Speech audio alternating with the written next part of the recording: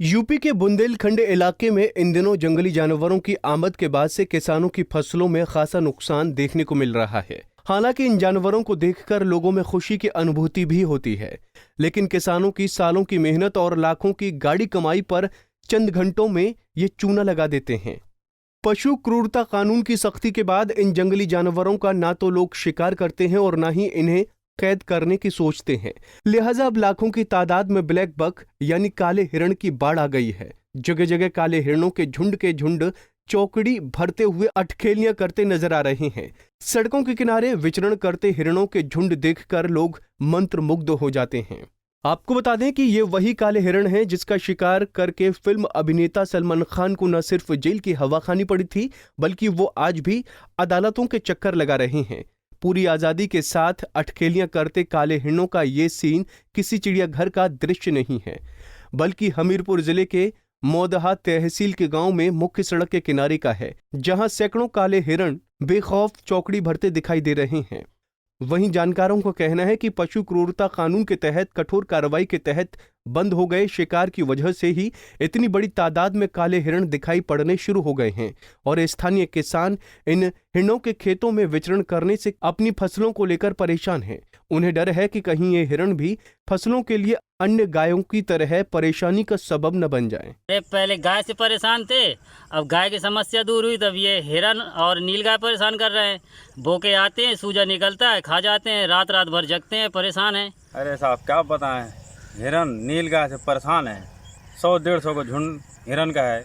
फसल बोई जाती है, 4-4, 6-6 अंगूर का पौधा निकलता है खेत में, फसल को चौपट कर देते हैं। रात न दिन यहीं पर पहरा मारना पड़ता है। एक खेत को देखने पर दूसरे भागते हैं। परेशान है इनसे।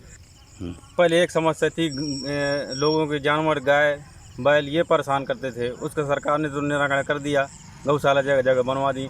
अब इनसे अगर निजात मिल जाए तो बड़ा शांति मिल जाए।